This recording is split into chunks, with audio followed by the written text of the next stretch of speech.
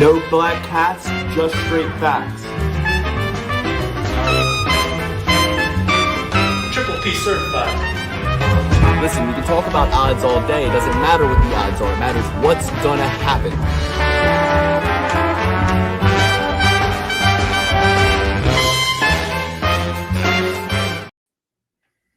Did you think we were gonna leave you hanging on a drought week, on a break week? Absolutely not. Perfect Parlay Pursuit back in action after UFC Fight Night Shanghai. UFC Fight Night Shanghai, Johnny Walker, the 3-1 underdog, knocks out Meng Ying Zhang. I picked Johnny Walker on the show. I bet Johnny Walker in the open bets sheet on Patreon, and we talked about this. I was there, but in my seat, 3:30 a.m. I woke up. I actually didn't even need an alarm. I woke up. I was like, oh, shit, what time is it? And I walk out into the living room, and my wife had already, because she was up feeding the baby, had already turned on ESPN. Now, granted, she put like the wrong one on. I'll be honest. Like she put on like you know how like before UFC they'll like show an old UFC card. So it was like Bisping versus Hendo or some shit. I was like, but I'm like, good try. I'm like, now all I need to do is hit menu, slide over, enter, and then I'll pick the right one. But thank you, good try. Luke, so, let me tell you something. When the old lady does something like that, you don't even mention that she got it. I didn't even mention it, but she saw me switch it. She was like, "Oh, is that not the right one?" I was like, "No, baby, it's okay. Like that. Good job." But great thought. It's the thought that counts in that scenario. I'm not a casual. I'm very hardcore, and the people want to say like, "Oh, if you didn't like the Hamzat Driscus fight, you're a casual. If you didn't start watching by this date, you're a casual." It's like, no. The only thing that makes you a casual is if you aren't watching every fight, no matter what. Weddings, birthdays, bachelor parties, or a 3:30 a.m. start time, you're watching the fights. And you don't say, I'm not waking up for XYZ. Yes, you are.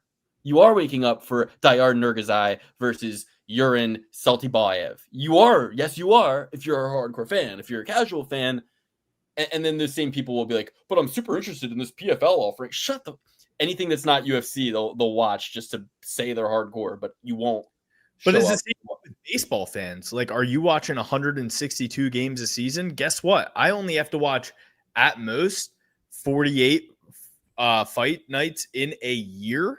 Like, you have to cram in 162 games to 4 or 5 months, and I get to watch this over the span of a year, one night a week, most weekends. That's the only issue.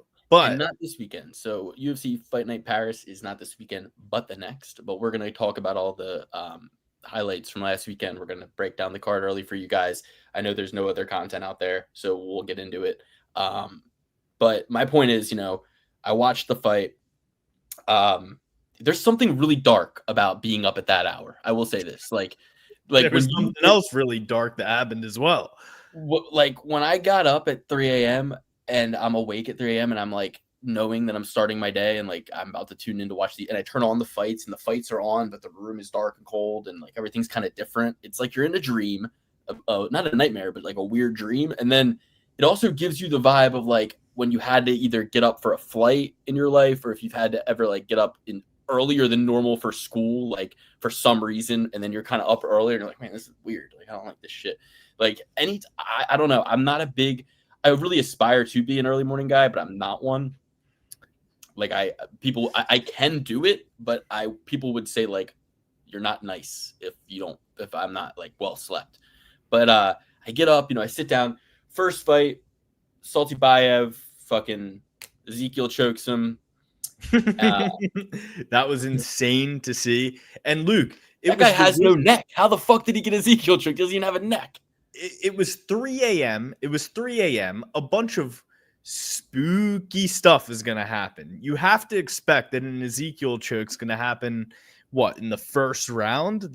That was insane. I didn't think anybody else besides, the guy. What's his name? Alexei Oleinik.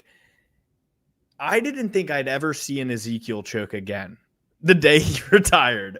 Yeah. Lo and behold, 2025, we're getting Ezekiel choked in light heavyweight. No, but it's only ever going to be light heavyweight or heavyweight. Show me a fucking like flyweight that can Ezekiel choke somebody, and then I'll be impressed. I bet you Randy Brown could Ezekiel choke someone. Maybe, but I'm talking about like I want to see like two like tiny guys, and I want to see those kind of submissions like that. Like, you know what I mean? Like if you can pull that off as a tiny guy, then I'll be impressed. The fat guys, you could literally. I want to see these heavyweights doing mother's milk in there. I bet you could get somebody to tap for mother's milk at heavyweight, dead dog. But I want to see Dorf Mamba choke out what's the guy from Jackass with an Ezekiel choke?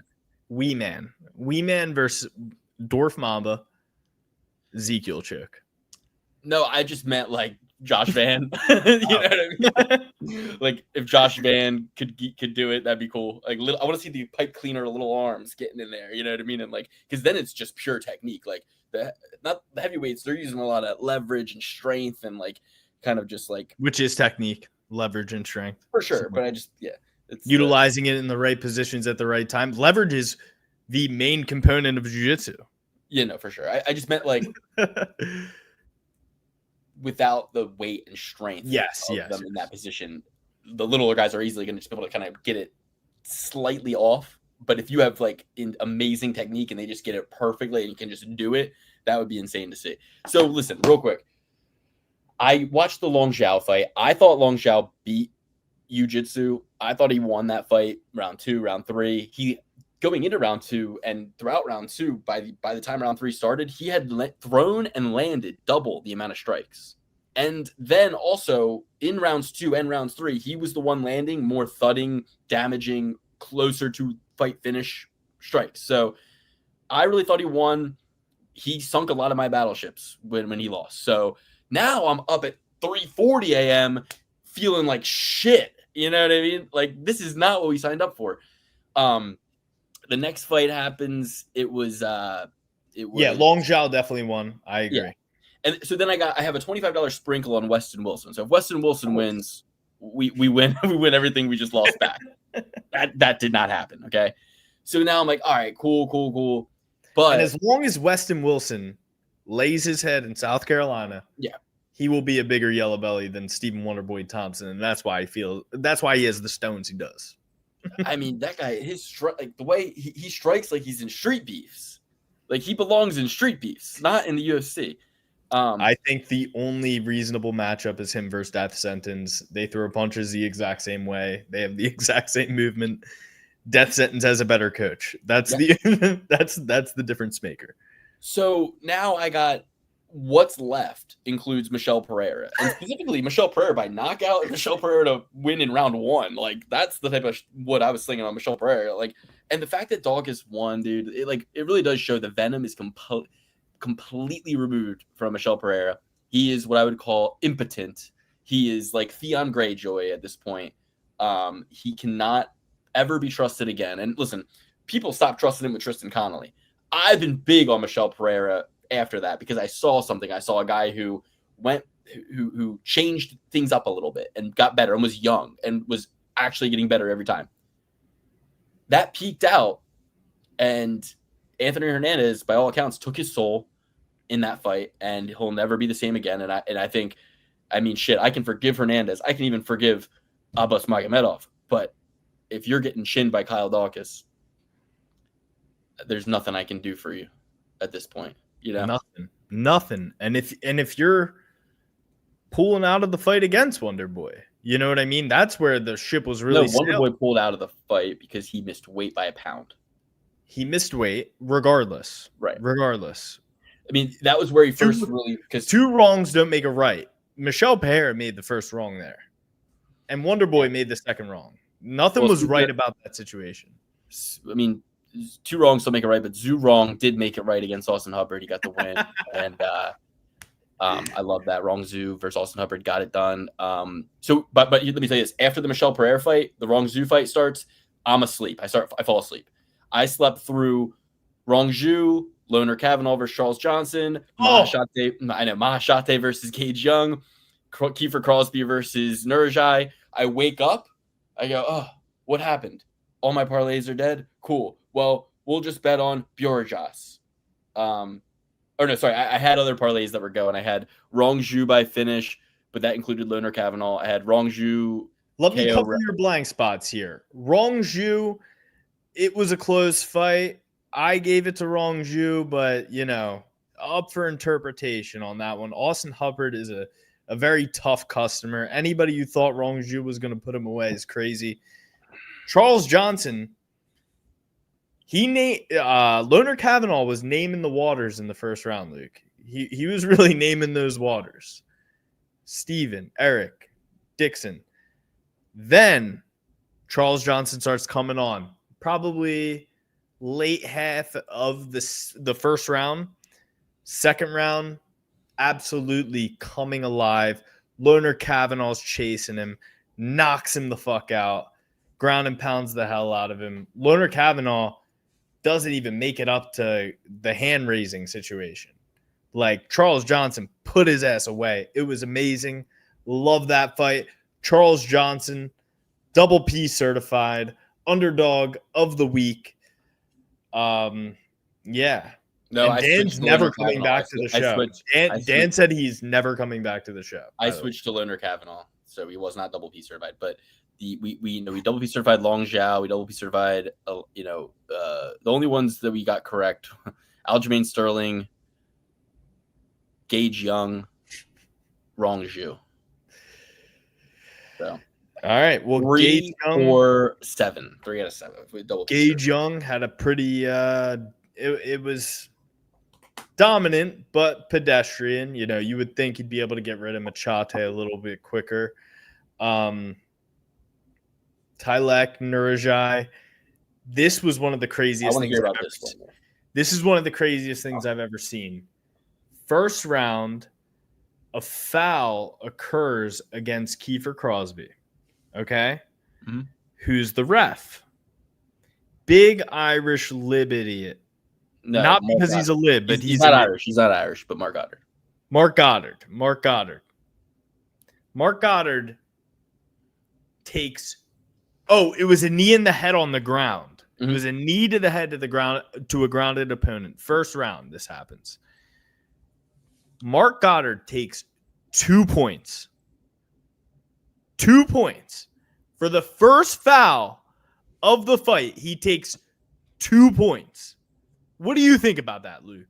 You've never heard of anything like that. Well, because it's never fucking happened. Nobody's ever taken 2 points on a foul ever. No, people have.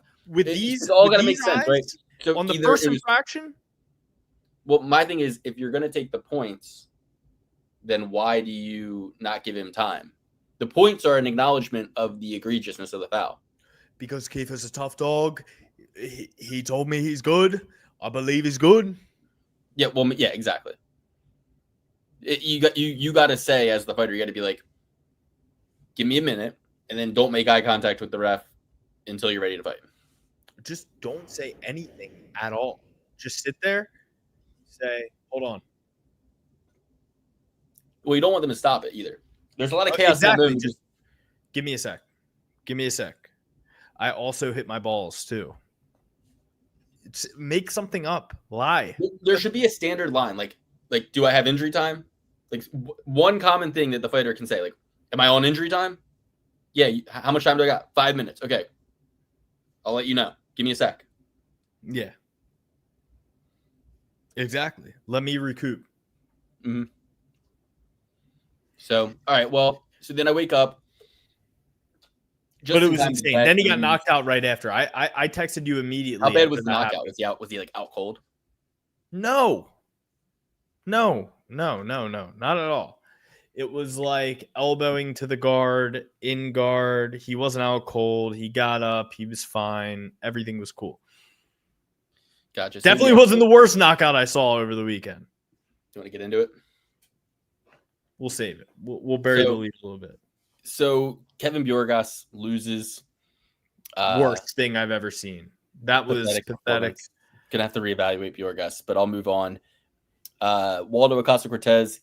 The fight kind of went like I thought it was going to. I just kind of thought that Pavlovich would be on the receiving end of more of the damage on the boxing side. So, I can't really be mad at Acosta-Cortez. I'll just have to move on. Won't be trusting him again, but thought that if the fight went like that, he would have won. Like standing up the whole time, pretty much. You know, in the boxing kind of area, I thought it could look a lot like the Volkov fight. Aljamain Sterling put on a masterclass. Amazing performance. No. Aljamain Sterling is the dumbest guy I've ever seen in my life. He allowed Brian Ortega to call his own foul, so much so that Aljamain Sterling alerted the ref to they replayed it. Aljamain Sterling punched him in the eye. Okay? Aljamain Sterling punched him directly in the eyes, second round. Brian Ortega's like, I got poked. My eye isn't cool. He's trying to get the ref. The ref's like, no, he punched you. And Aljamain Sterling, the dumbass of the year, donkey of the year, dumbest guy I've ever seen in my life, takes a 5-round fight as a co-main event, doesn't know why. Doesn't get any additional money for it. Doesn't get any additional money. Allows his opponent who probably makes more than him to miss weight and not take the 30%. Yeah. And not take the 30% because, hey, I know we're warriors here. Let's just fight a weight class above. What? If I had a manager who managed another fighter, I would be like, yeah, well, you're not my manager anymore. I think Ally Quinta is his manager. His manager is the same guy as Brian Ortega. I forget his name, but I could Google it, but who cares? I'm just saying they have the same manager. So, that's why.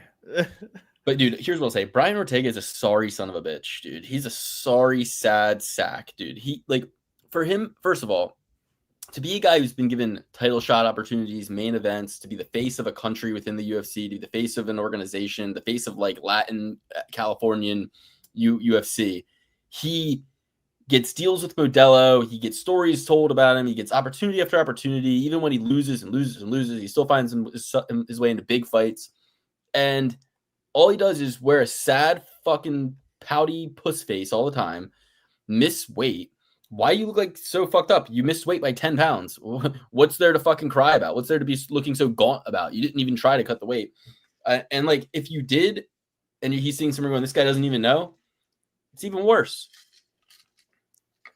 So it's like, I don't know or care what's going on in these guys' personal lives most of the time, to be honest with you. Like, you're asked to fight 2 or 3 times a year, and you would think we're asking you to fucking like leave your family for 3 years and go fight in a war. Like, it's a weekend, guy.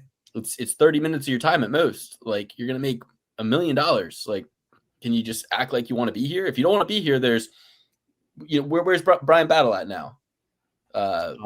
Dirty Boxing, Game Bread, Dirty Boxing. There's BKFC. Is that Mike Perry? Is Mike Perry Dirty Boxing? Mike Perry is, I don't know, but either way, it's just hilarious. Like, these guys, like, you would think they want to be anywhere else but a place people dream of the opportunity to be. Like, and the disrespect that Brian Ortega shows the organization, they should cut his ass. Make a catchweight fight for him, but cut Brian Battle. Cut them both. Brian Ortega is on Diego Sanchez trajectory at a alarming pace, and his crash out is going to be far worse. The history isn't out yet on how MMA fighting impacts people's brain. I hate to be the African dude from Concussion, but you guys don't know what you're doing to yourselves yet. You will find out pretty soon. I mean, you should have seen with Muhammad Ali, they sold us on the dream that, oh, that's because these guys get up after concussions. Our fighters just go out completely, and that's better somehow. Like, know what I mean? It's no matter what, you're getting repeated trauma to the head. Sisson Kyle says, I'm sure Algeria negotiated, but not putting away the corpse of Ortega is a disgrace. Yeah, I mean, he came close in the 5th round and in the second or third round. But the thing is, Brian Ortega was in the hospital 24 hours fucking before the fight. You need to put him away. He's tough, man. It was plus 1,800 for Brian Ortega to win by knockout, and I never counted him out for Aljo is stupid and doesn't have the best He striking. looked And sucked out at 155 pounds, 10 pounds above the I thought he was league just putting weight on a cut. fucking show, dude. I don't think he was. I kind of thought he was doing a Ryan Garcia at first too. I thought he might be pulling some trickery. You got to give Aljo his flowers, man. He moved up in weight. He's had 3 good fights against. He beat Mov Zarevelev. That's I mean, like I think Aljo takes a lot of hate. And I get why, right? I would love to sit here and go, Aljo might beat Volkanovski. Then we'll have a fucking American champion in the UFC. But Aljo be the first one to get on the mic after he wins and goes, Wagwan, Jamaica. It's like, Aljo, you are from fucking Long Island, dude. Like, you have a Long Island accent. Like, no, I think Aljo. America has given you your whole life. And you're gonna go out there and shout out Jim. It's like Jordan Burroughs. It's like, dude, it's a patriotic thing. It's like it's different with Jordan Burroughs because he cannot make the U.S. national team. That's worse. No, it's not. It's like I still want to compete. That's disgusting and selfish, dude. That's like worse than anything I've ever said about Weidman or any of these other guys having a super sweet 16 bachelorette fucking quinceanera every fucking time they want to go out there in spite of their families. I'm talking about that's worse because you should, as a wrestler, love that the sport is evolving and you should be there to support it in any way you can. Not when I can't turn coat and fucking go support another country entirely. That's insane. He should be like, I'm going to, yeah, exactly. You need to make a living. So Luke, the Olympics is not a fucking living. And it can be if you're a coach, if you're a trainer, if you're this, if you're that, if you're a preparer of people. Very true. Very true. But you're not giving. It's not a fucking job. But Jordan Burroughs isn't the most technical guy in the world. He's just got a blast double that'll send you to fucking next week. You know what I mean? He's not necessarily like the most sophisticated wrestler of all time. And he's not the commentator at the NCAAs. There's work to be done at every level, especially for a fucking legend like Jordan Burroughs. I don't want to hear it that like he needs to turn coat on our country and go represent another country in the literal Olympics. The only thing worse about me is representing them in a war. Like, it's the literal Olympics, guys. Like, it's country against country, and he's still got gas in the tank. He doesn't have to risk having a chance. He knows for sure he has a chance, and he probably got a boatload of money for it. I hope that he spends that mony in Jamaica. I hope he loses against. You want to support Jamaica. The best thing you can do is spend that money right there in Jamaica. Because if I was Jamaica, I would put that in the contract. Because how disgusting would that be? Knowing Jordan Burroughs, so you're representing Jamaica, so you can take money from their economy and redistribute it in America. I don't like this at all. Knowing Jordan Burroughs, the guy he is, the guy who trained with my high school wrestling team to help them prepare for state championships in New Jersey for no good reason, took time out of his day to help the region, not just my team. There was the whole region of South Jersey. He was spying on you for Jamaica. Oh my gosh. All right. Well, you stupid idiot. Okay. Well, you had a fucking spy in your midst. You didn't even know. I guarantee you didn't learn anything from what I was doing on the mat. Yeah. Learn what not to do. Yeah, exactly. Exactly that. Excuse my language there, but we got a lot to talk about. I mean, there's a lot in the news, so let's just get into it real quick. The main event, Johnny Walker, Mingying Zhang. Inspirational. I mean, look, you're looking at a guy who I lost on Long Zhao. That was dirty. They did me dirty there. It's like, yo, China. I don't know who the judges were. I'm sure they were just Sal D'Amato and the same usual suspects, but like, you're going to give it to. Are you sure it wasn't Sal Yakamoto? Sometimes I think they go, all right, we're going to need to rob somebody for the sake of the crowd at some point tonight. Like, let's just toss one the other way in case we need to later. Meaning like this, like the Chinese crowd, they're like feeling the vibes of the crowd. Like, all right, Luke, who's the we should give it to the Chinese guy. He's like, we should give it to the Chinese guy, but it's the third fight on the card, and there's not a lot of people here right now. So we'll just give it to the South Korean guy. That way, nobody can say we were biased. But if we need to be biased later, we can be. Luke, in the main event. Who was the really corrupt guy that they banned for like 2 months, and then he went on Chael Sonnen and Ariel Helwani? I won't say. And I don't know. I don't think they banned anybody. I don't think anybody was banned. They banned somebody for 2 months or like 6 months or something like that. They gave him a suspension. Anywho, in this scenario, you got to think that at some point, one of these judges is going to be the guy who reffed all those NBA games and have a story about how he was working with the mob. And you know what I mean? Like, I would love it so fucking much. You have to think to be able to go back, because like the basketball games or whatever, like I have no connection to, but the fights I have an extreme connection to, and to be able to just know, like, are we liable to sue after that? Like where is our mesh hernia surgery compensation lawsuit? Like, where do we get that from corruption within the Nevada Athletic State Commission? That's my question. When do I get that? I don't know. Because my kids are going to be due for a lot of money when that comes. But you got to also think about every time that we, like when I bet on Hamdi Abdulwahabi and he won the fight, but then he got overturned for steroid use, I didn't give them my money back. So the ball's going to bounce in your way sometimes. You don't want to set the standard that, there's damages to recoup. Never does for me. Never does for me, my friend. I will tell you that much. Unless it's Cody Brundage, my favorite fighter. But the thing about, so when I started to think about it, especially after seeing the weigh-ins and stuff, I go, okay. Second favorite fighter after this. I go, Johnny Walker, brother of Walter Walker, having such success, charges the team up, charges the room up, charges the bloodline up. He himself needing to have success and getting this opportunity that we've seen play out a lot of the time in year 6 here, where it's like a old vet. I mean, Volk versus Lopez is a high level example of that. But then you have other examples of it that have played out. I'm trying to think of a couple that come to mind. Rob Font versus Kyler Phillips, like different, these little examples. This is an extreme version of that where you have Johnny Walker. Yeah, it's Johnny Walker. You're going to be uncomfortable with it, of course, because the guy gets knocked out hilariously and all this stuff. But here's what you need to know. Despite all that, he never broke. He never strayed the course. He kept at it, and he kept being high profile, kept finding his way into high profile matchups, asking for high profile matchups. He got knocked out in the desert and told them the correct answer, and they still stopped the fight. Yeah, and those guys that knocked him out, champions or title challengers. You know what I mean? That's his line, his strength of schedule. Mingying Zhang fought Anthony Smith, who we all know fucking sucks, and that's it. And that's it, guys. That's really fucking it. And had never really been out of the first round. And when he did, he lost.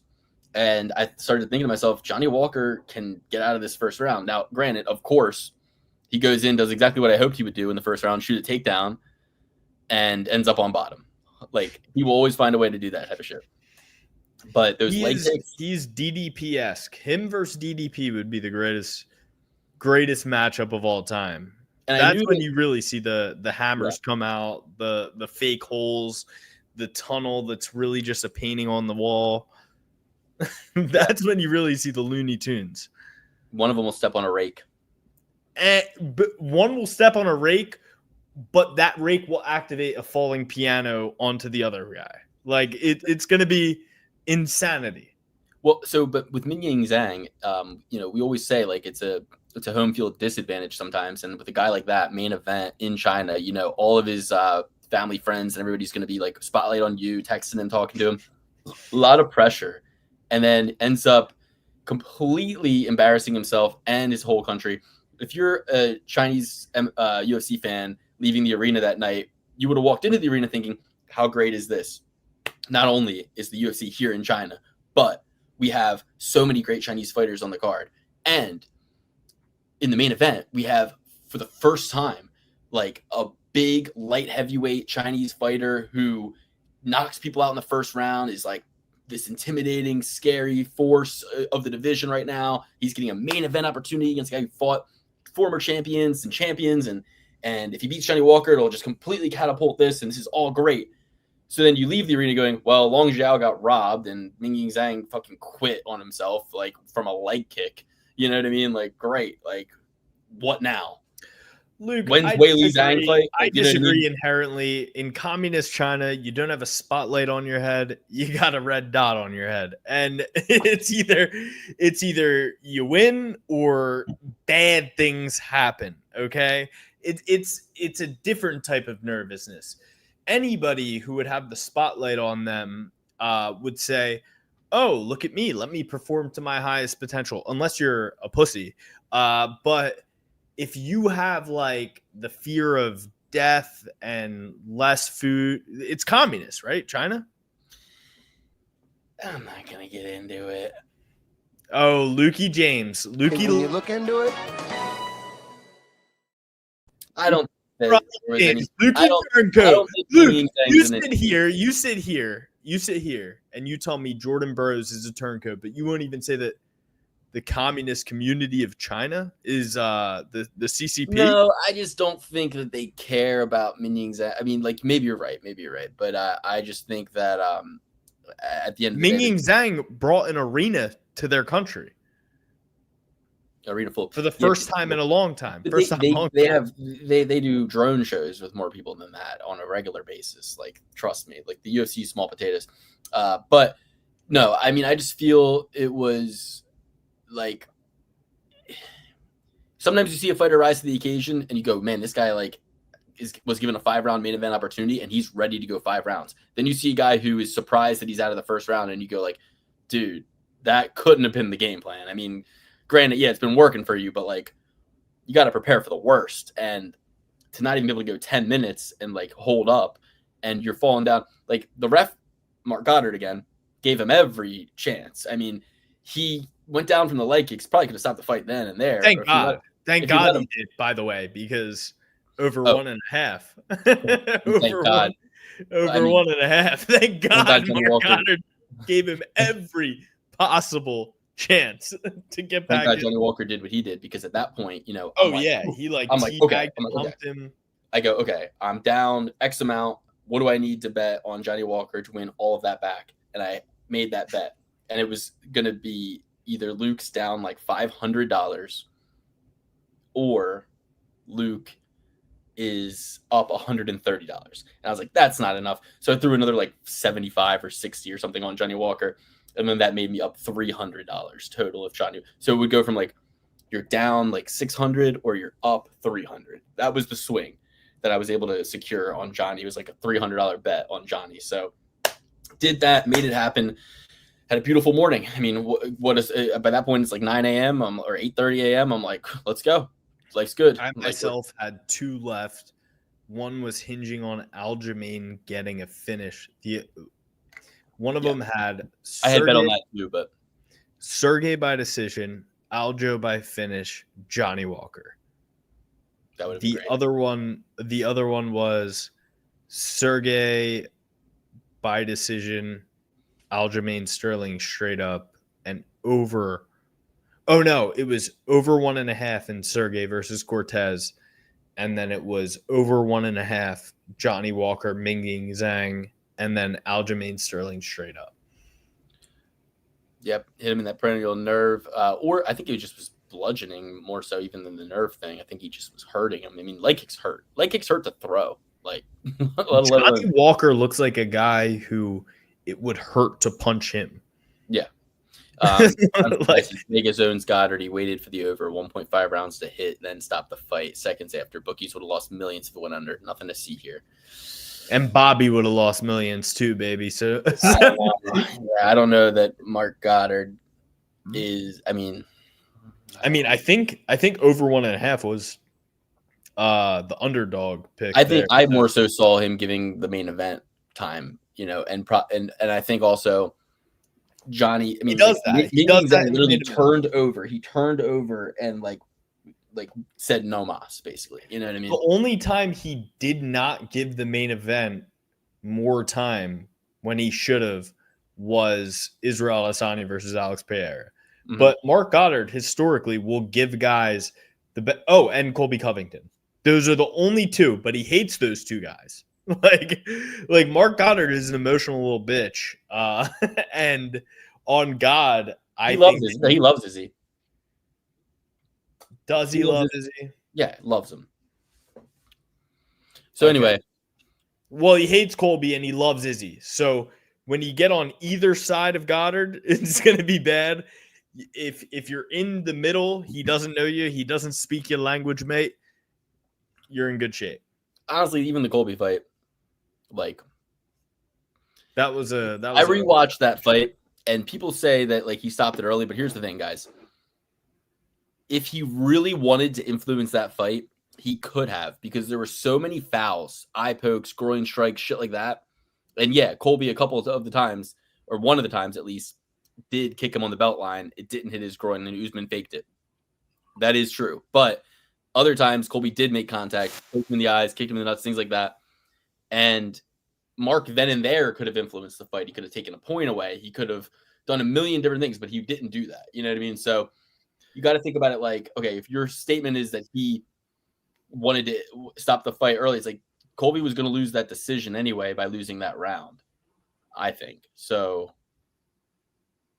it wouldn't have changed anything, him stopping it or not stopping it, but he could have changed things earlier in the fight. He could have taken points away.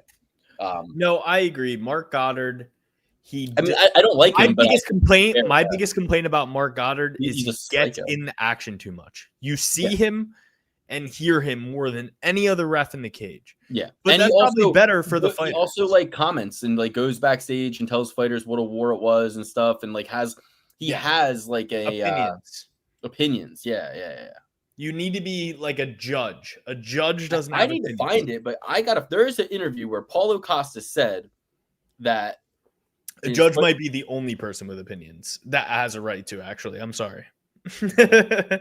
Well, anyway, all right. So that's the fight card. Winning morning for me. I also won betting on Iowa against Nebraska or Kansas State, and then I almost won betting on Joey Logano in NASCAR that evening. I would have hit the Triple Crown. I would have hit UFC, college football, and NASCAR, the white trash Triple Crown, all in one day. That's like 3 shreds in one day. Surfing, snowboarding, skating, all in one day. I would have bet and won on UFC, football, and NASCAR, the 3 greatest American sports of all time. I would have won them, but Joey Logano, Alex, fucking gets bumped out with 30 laps to go. First place, Alex. First place gets bumped out with 30 laps to go. It was despicable. Is that a lot or a little? It's a little. He was going to win the race. How many laps was the entirety? 400. So that's a pretty significant amount. Less than 10%. Less than 10% of the race was left. Okay. Nobody was pitting. It was all gas, no brakes. All right. Trying to learn NASCAR terms. One of the things you could say is he's giving him a mirror full. Rubbing is racing. Cars rubbing against each other. Hey, brother, rubbing is racing. You gotta if you're coming in on me that close, rubbing is racing, brother. It's so interesting. I love NASCAR. All right. Anyway, let's move on. UFC Fight Night. I would take Sam Page. I'll take Sam Page because I think she is going to win. But this line is a little too heavy on Sam Page. Let's hope it evens out a little bit within the next week, and we get Sam Page at like a 150 to 190 margin. Sorry, I've been watching a lot of watch content lately, and it's a lot of bargaining. So like I'm letting you know what I would take Sam Page at. Yeah, the secret's out on Sam Page, it would seem. I mean, this is a spot where I think Mama B has proven herself scrappy, enough to get it done as an underdog. And I don't think she's as well prepared a fighter as Sam Page, right? That's the thing about Sam Page. Yeah, it ain't pretty, but she's got Safe Saud in her corner. She's coming out there 4-7 MMA. And she follows a good game plan. And a lot of these girls break under that kind of pressure over 3 rounds. And she wins a lot of split decisions. I think she could do there's no reason why she can't do the exact same thing here. The only thing I don't like is the line, like Alex said. I mean, if this was even money, I think it would be enticing to go Sam Page. But at -260, it feels like the secret's out. It feels like it's overinflated.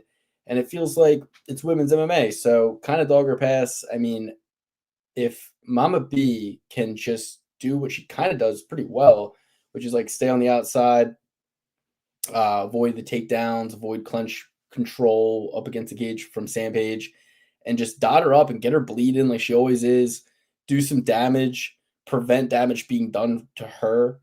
You could see a split decision go the other way. I mean, she's had 2 split decision wins in a row. That's kind of like when you're playing blackjack and it's like you win 2 hands in a row, but you didn't deserve to win the 2 hands in a row, right? I mean, she deserved to win this fight, so don't get me wrong, but I'm just saying, like, now they're asking you to pay way more and hope she does it again. And she's done it twice in a row. So I'm leaning Shanna Bannon. I'm going to go Shauna Bannon personally, but it's dog or pass. It's women's MMA. Not really interested in betting this fight particularly. My only argument is that Bruna Bazil took her down, rode her out the entire time. Some would say Alice Ardeline won that fight as well. And that Pooja Tomar shouldn't have been in the UFC in the first place. That's true. Or Sampage is tried and true. No, for sure. Yeah. And young, 33 to 31. Mama B has plastic surgery. Like that's all I'm saying. Yeah. I just tried it when in doubt. You want to see value? The value is useless. It's not about value. It doesn't matter what the odds are. It matters what's going to happen. But is Sampage head and shoulders above anybody in the division? Not really. You know, I think Mama B. She's scrappy and works hard and gets these split decision wins in fights. But don't pick the fight on what the odds are. So don't pick the fight on what the odds are. You go, Sampage has 6 fucking losses. You zoom out, you go, her best work is done in split decisions where she's an underdog. She comes out, she gets wins when people think she can't. Now everybody seems to think she can. Wait, you haven't been right about her all along. Why the fuck are you Johnny come lately? Now all of a sudden you want to tell me that she's this much better than Shauna Bannon? I don't see it that way. Her losses are Lupi Godinez, Vanessa Demopoulos, Tisha Pennington, Luca Lukbomi, Luana Pinheiro, Piera Rodriguez, and Yasmin Uruguay. Those are her losses. She's beat up all the girls. You said like 9 people, and there was only 6 people that she's lost to. But anyway. Oh, I brought up one of her amateur losses. She lost to Lupi Godinez as an amateur. Yeah. No, I mean, I like Sampage, just not for the price. And I also use the price as an indicator to tell me if this makes me uncomfortable, why does it? Zoom out. Assess it objectively. But if you will she travel well? Will she travel well to Paris, France? But if you don't look at the odds and just think about the fight, you know, like how the fight will happen and how these. I'm thinking the night before they're gonna bring her a fucking snail to eat, and she's gonna be like, "Y'all got any cheeseburgers?" And they're gonna be like, "No, eat the snail." And she's gonna be like, "Oh, dang it!" And she's gonna eat the snail. Then she's gonna fucking not be well slept and jet lagged in Paris, whereas Shauna Bannon has no jet lag. Fair enough. Sorry. All right, Brad Tavares versus Robert Bryzak. Robert Bryzak, who Dan was like, this is the guy. He loses to Ihor Pateria. Now he's fighting Brad Tavares, who I don't believe in at all. You know, ever since the Weidman fight 2 years ago, he wins against Chris Weidman, a fight he should have finished Weidman in, then gets knocked out by Rodriguez. Great to see. Loses the decision in Jungyoung Park, also great to see. Beats Gerald Mershark. Hey, Luke, you're probably happy with him there. No, he needed to finish Gerald Mershark. He didn't. He's 37. He annoys me. I'm going with Bryzak here. I hope he knocks him out. No other reason. You're not going to catch me defending somebody I don't like or believe in just because, you know, I don't know why. Because he's at Extreme Couture. I don't care if he's at Extreme Couture. A lot of guys are at Extreme Couture. You only hear about the ones that are good. Yeah. But you don't hear about anybody from Vito Team Balasco Bayala. You know, you've never heard of anybody from there. I guarantee it.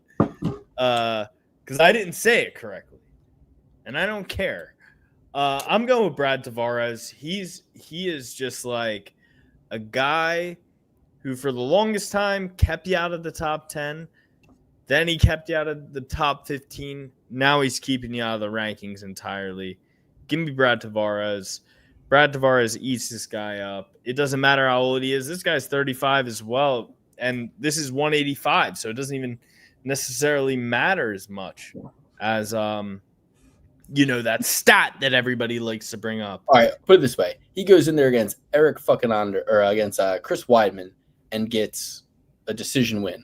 Eric Anders goes in there against Chris Weidman, stomps a mud hole in him. CLD fights Eric Anders and finishes him in the first round. So where's Tavares at then? He's way below Anders, who's way below CLD. He's only slightly above Weidman. He's Weidman. below Jung Young Park, Gregory Rodriguez. In my opinion, he's below Mershark. He's below Mershark. Look what Lord did to Mershark. So how is he below Mershark? He beat Mershark because it's a curve. It's a curve. Mershark performed better, and it was a very off night for him. So I don't know. I'm just not happy with Brad Tavares, and I don't like seeing you get on this path. Fair enough. Sam the Future Patterson versus Trey the Truth Waters. Luke, will you name these Waters, or are you going with Sam Patterson? I'll tell you what, Sam Patterson knocked out Danny Borralho in his last fight, did he not? And he was a big underdog. So it's interesting, Trey Waters, you look at, he got submitted with a Von Flue choke by Gabriel Bonfim. Equal time ago, Patterson got knocked out by Yanel Ashmus. So a lot has to go wrong for you to end up in a Von Flue choke. Now, granted, Bonfim's a beast, but that shows me something. I mean, Patterson's good on the ground. That was his whole thing. People thought, okay, if he beats Borralho, he's going to submit him. Nah, he knocked him the fuck out. So I think I'm going with Sam Patterson here. He's a minus 200 favorite, but I like that he's actually not taller than Trey Waters. All that neck, still not enough. Yeah, I mean, I don't love it at the line, but I'll go with Sam Waters. I think he can back him up on the feet. Sam Patterson or Trey Waters? Sam Patterson. I think he'll back him up on the feet, get him against the cage. If he gets into trouble, he can take the fight to the ground and probably get a submission. So, okay. How about you?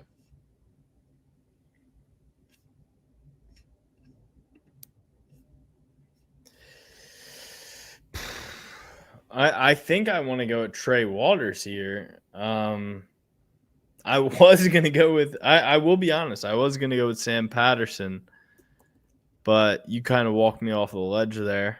I picked Sam Patterson. What did I say that walked you off the ledge? Just the fact that you picked him was enough. I feel like the way you go about this sometimes is a little obscure, a little obtuse as far as I'm concerned. So I think I'm going to go with Trey Waters. Do I think you're going to get every pick? You picked Ming Zhang last week. How'd that work out for you? I mean, I bet on Johnny Walker, though, so it worked out pretty damn well. Got the best of both worlds. I bet on the over. I was kidding.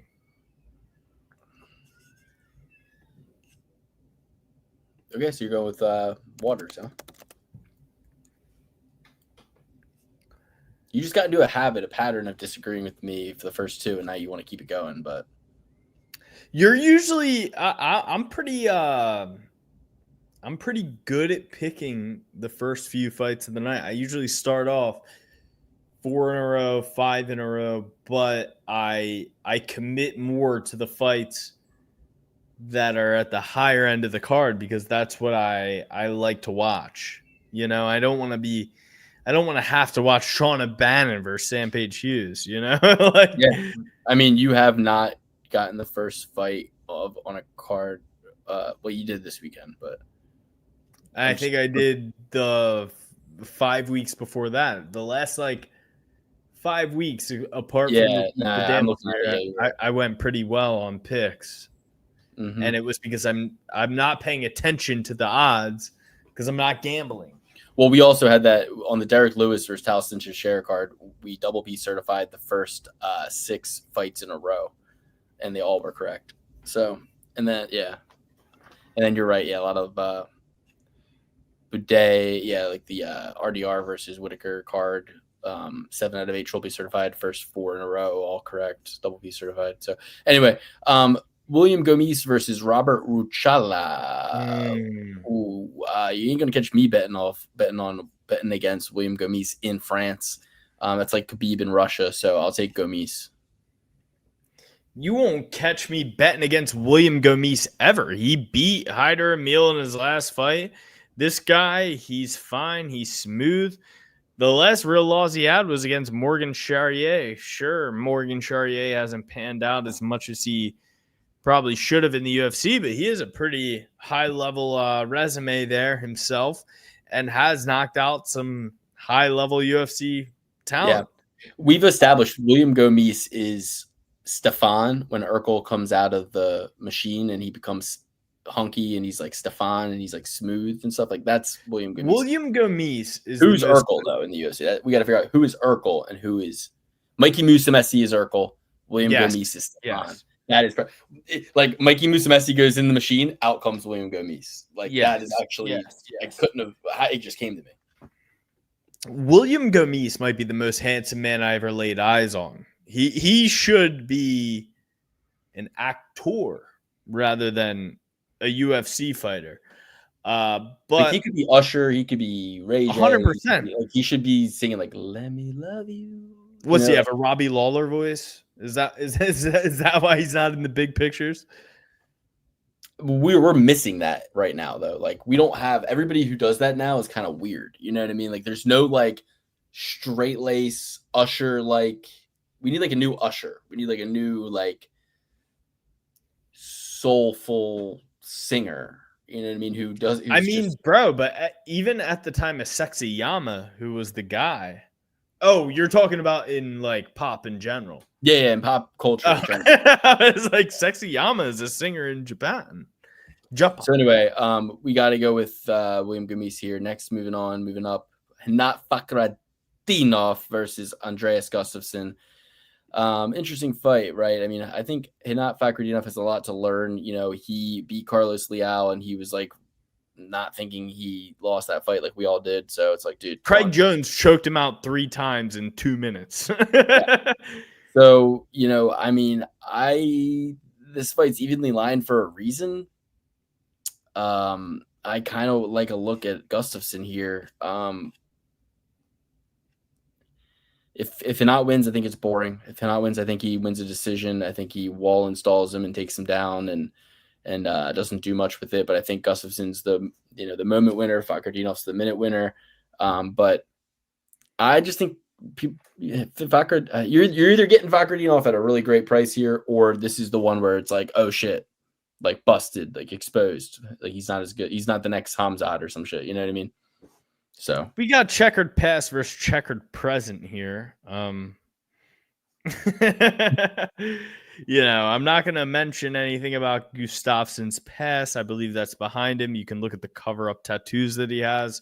I didn't know any of this. Huh? Wasn't aware of any of this. He's Nick Fuentes in some shorts, pretty much. But I'm going to go with him, and not based on his views, but based on his fighting ability. Like I was telling Lukey Main earlier, Hinat Fakhretdinov got choked out 3, maybe 4 times in a row by Craig Jones. Still tried to like mess with Craig Jones after, and he's like, "Hey man, it's over. Please, just high five me." You know, Hinat Fakhretdinov has gotten to not a fugue state, but a Raja state in that moment that he got choked out 4 times straight. You know, nobody ever complains when a fighter grabs the ref's leg trying to do a takedown after they've been knocked out and have been in the heat of the moment. That's like being like nobody in the hockey game gets mad when we get in a fight, but when I did it in basketball, I got banned. It's like, yeah, it's a different sport, different thing. When it comes to the wrestling, when it comes to them getting in the wrestling ring, there's nothing up there. They're all oatmeal. all we'll have to do is do a CTE check, and we can only do that after Raja has been deceased. You can't do CTE checks while they're alive. Otherwise, imagine then it comes back no CTE. Then what say you? Yes, I've made mistakes. exactly that. Marcin Tybura versus Ante Dalia. I'll tell you what, there's a high concentration of Hey. CTE in Austin right now. I'll tell you that. We got Uncle Liev and Aunt Auntie Dalia. Okay. So, this is one where like you'd have to be crazy to bet on it, but I'll take the slight underdog Croatian who is 4 years younger and taller and longer, and I'll take Auntie Dalia. As much as an anti-Dalia guy I am in my I'm very older age, anti-Dalia. I'm very anti-Dalia. super anti-Dalia. But not like Tyler Perry would be anti-Dalia or whatever the fuck his character's named. I'm just anti-Chris D'Elia. There we go. Okay, got it out there. Love Tyler Perry. Love every movie he's made. Marcin Tybura, though, is my guy. He's going to beat up my auntie Dalia. Hey there, Delija. What's it like in New York City? I don't know, but you're going to be in Paris now. Marcin Tybura is going to destroy him, absolutely beat his ass. Looks like this is a fight I wouldn't touch. This is a fight I'd touch all day. Even line, you're giving me Marcin Tybura at 135 against a guy you've never heard of in your entire life. Yeah, give me Marcin Tybura.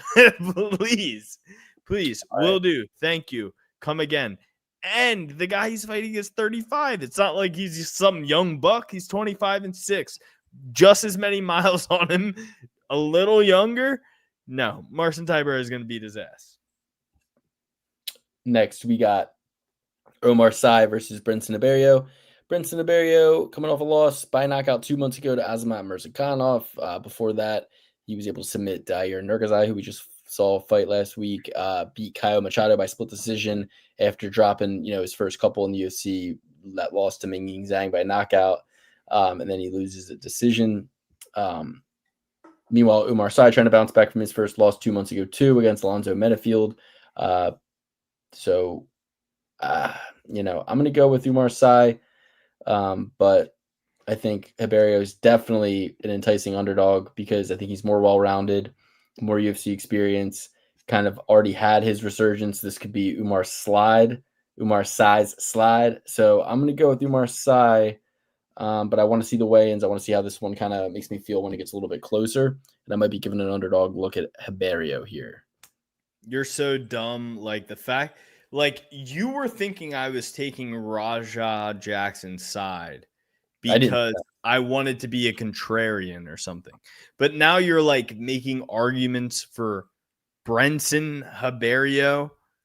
Brenson Aberio, Luke. Really? That's your leg to stand on here. Just give your pick. Umar Sy. Double B certified. I know you did, but you were sitting here like, Brenson Aberio. I don't know. He's a lot to deal with over the 3. If you don't get him out of there quick, he might end up squeaking out a decision, especially if Umar Sy is sliding. He lost to Alonzo fucking Menifield. He's like 40 years old. Anyway. Alonzo Menifield has a different game Brenson Aberio cannot put on him. Alonzo Menifield is a master of throw big shots, push you up against the cage. Brenson Aberio is going to try to fight him at range, which is playing into Umar Sy's game. Yeah. That's why they have him here in the first place in France against a guy who's going to play the game with him. It's Umar Sy. Patricio Pitbull versus Luceni Kieta. Man, this is crazy. Tough. So 38-year-old Patricio Pitbull bouncing back after a decision win over Danny Gay a month and 3 days ago. At 38 years old, I feel like he's still feeling pains from that fight, having gone 15 minutes with Danny Gay. Meanwhile, I feel pains from 3 months ago. Yeah. This fight is actually going to take place at 145. It looks like Kieta's coming down from 155 in his last fight, but I think he knocks Pitbull out. I think he just absolutely destroys Patricio Pitbull. Too much, too soon, too quick, too fast, too much of a turnaround, and too big of an opportunity for this guy. So give me Kieta. I'd love to go with Kieta, but the Black Panther, say what you want about coming from Bellator, being a powerful guy, a long-reigning guy. I guess you have to look at it like this. Like Patricio Pitbull at his peaks probably here and has been going down, kind of narrowed out against Dan Ige. And maybe this guy meets him in the middle, but I don't see that happening. I mean, I think Patricio Pitbull, this guy's gone to decision with fellas you've never heard of. So 11-year age gap at 145. 11-year age gap at 145, but Dan Ige is... What did Patricio Pitbull do to deserve this? He beat a guy who's never fought in the UFC. He could have fought this guy in Bellator. But that's what I'm saying, Luke. Like why come to the UFC to fight a fucking guy who's never fought in the UFC before? This is crazy. This fight won't happen.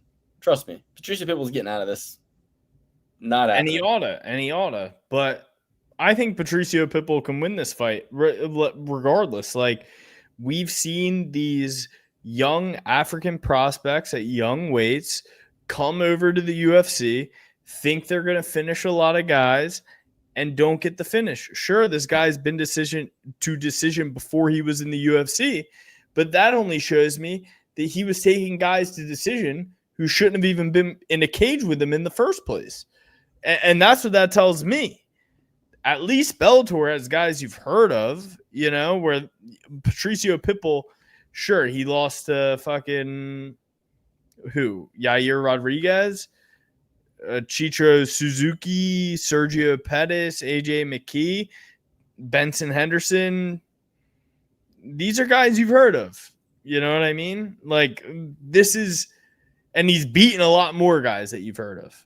So, like, you're going to take this guy just because he's 11 years younger, hasn't fought anybody the level of Patricio Pitbull, has only fought at 155, is going to be cutting a heck ton of weight, or his last weigh-in was 155. I guess he was a double champion of his organization. But when's the last time you heard of an Octagon double champ? You heard of maybe a Cage Warriors double champ, a CFFC double champ. You don't hear about Octagon or whatever the fuck he was fighting in. Give me Patricio Pitbull. Okay. Faraz Yam versus Caio Fernandez. I'm just so impressed with Faraz Yam. Not that I'm not impressed with Caio Fernandez. This is a really tough fight to call because both guys are really good. Going to learn a lot about both guys, but I'm going with Faraz Yam. I think he's a lot taller, and I think that he's going to have I just think he's a better fighter, but I could be proven wrong. I think Caio's a really good fighter too. I have a very high opinion of Faraz Yam.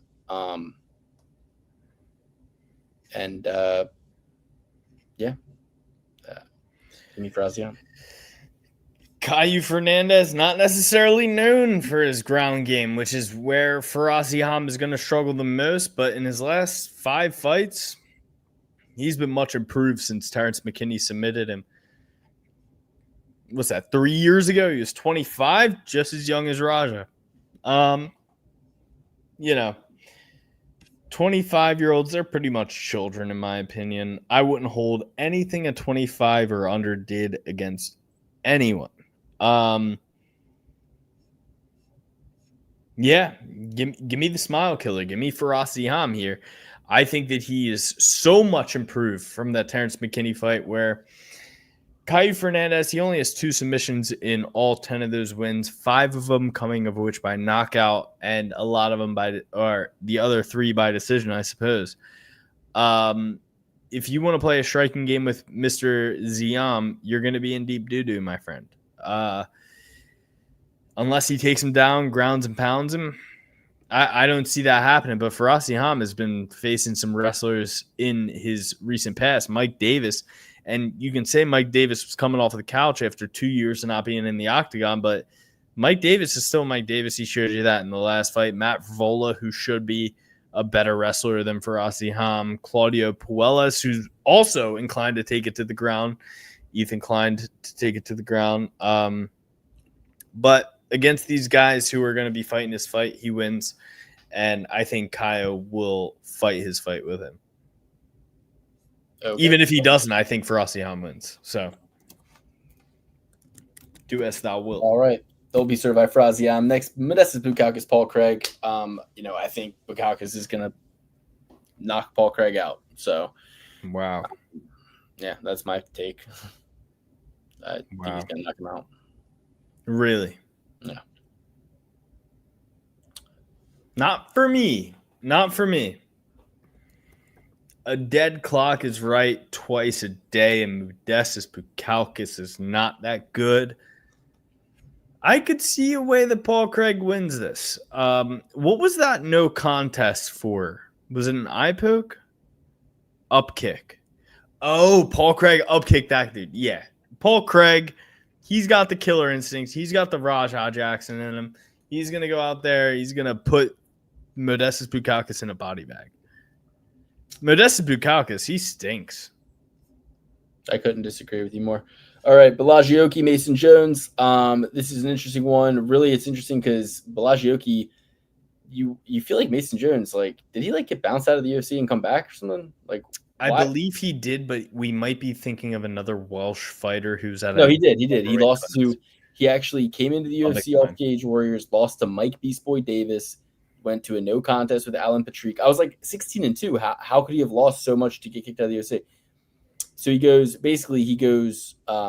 he's got a win over David Onama, lost to Mike Davis, no contest with Alan Patrick, lost to Ludovic Klein. Has to bounce out of the UFC for 4 and fights. That David Onama fight was super boring. He just kind of blanketed him. Comes back in there, decision wins Jeremy Stevens. So I feel like they're kind of pissed at him and they're throwing him Belagioki, who I think is a terrible matchup for him. I think, there is a path to victory, I think, on the ground with Oki, but is Mason Jones I don't even know if he's the best guy in the UFC from Wales at takedowns when you got Oban Elliott. So I'm going to take the slight underdog Belagioki here. Something's in the air. Something's fishy. Wrong. You beat Mike Aswell. You remember Mike Aswell, Luke? Oh, Mike Aswell is not the guy I thought. No. I thought Mike Aswell was I know who you thought it was. Ultimate Fighter. Yeah, you thought he was the guy who got kicked out of the house and came back. No, he didn't make it to the house and somebody got hurt and he filled in. Right. Yeah. That guy, yeah. Timmy Kawamba, booty. Officially booty. Timmy Kawamba.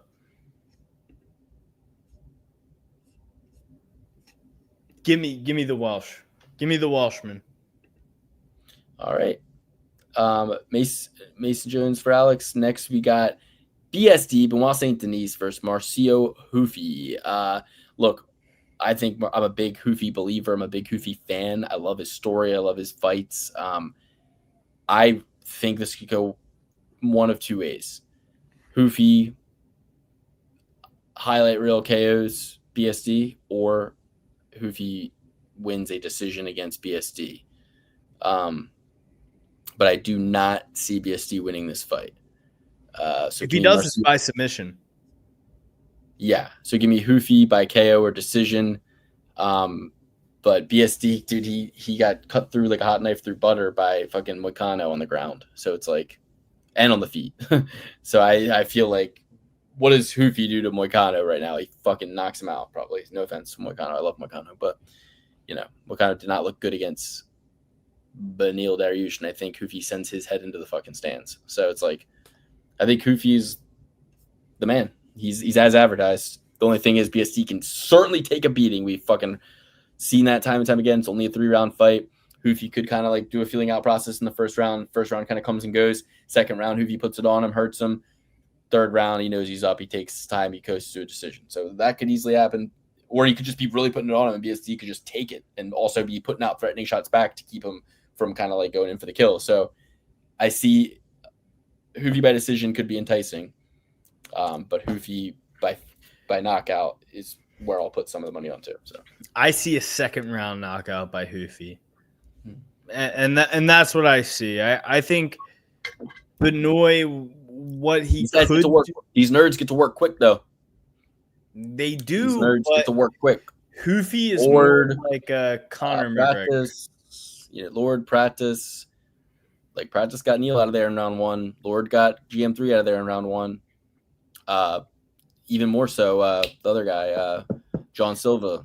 But BSD is a different puzzle. He was top 10 as recent as 3 fights ago. He was top 5.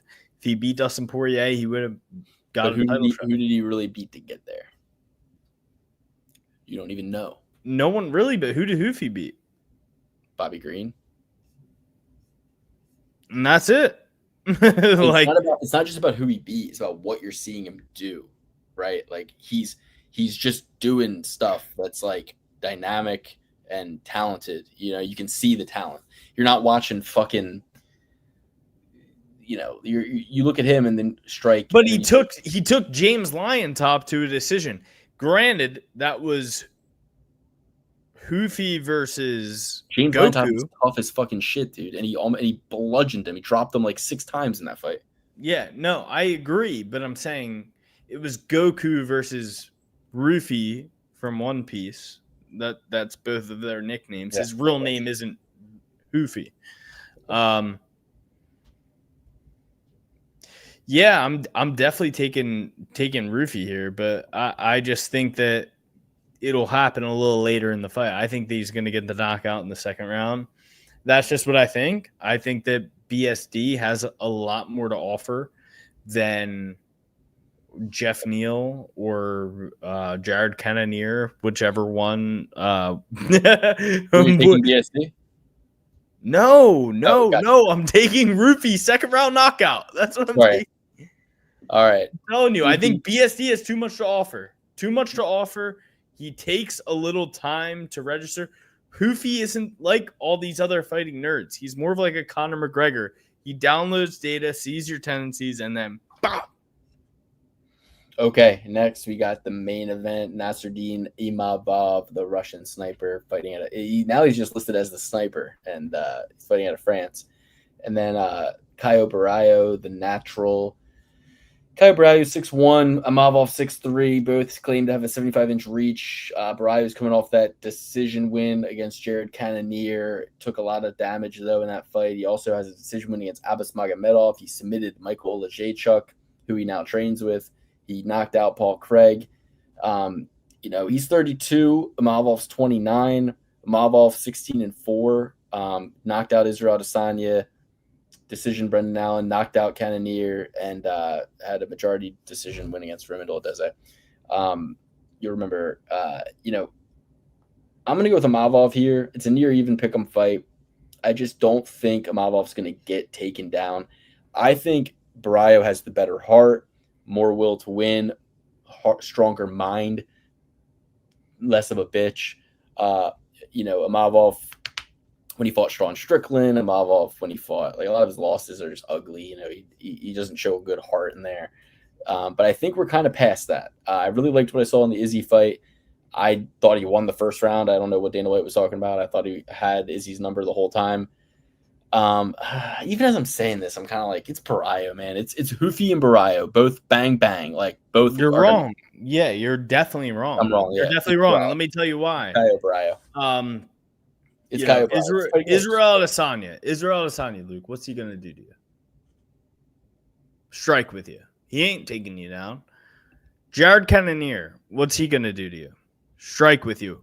And Jared Cannonier was winning that fight, had a early stoppage against Imavov. Jared Cannonier was winning 4 out of 4 rounds against Imavov and got knocked out on a bullshit knockout. Roman Dolidze, majority decision. Chris Curtis, no contest. Why was that a no contest? Because Chris Curtis was crying. Crying Chris Curtis. Yeah. Fuck you, bitch. Hope you come in the comments again. I'll kill the comment. I'll delete it. give a fuck.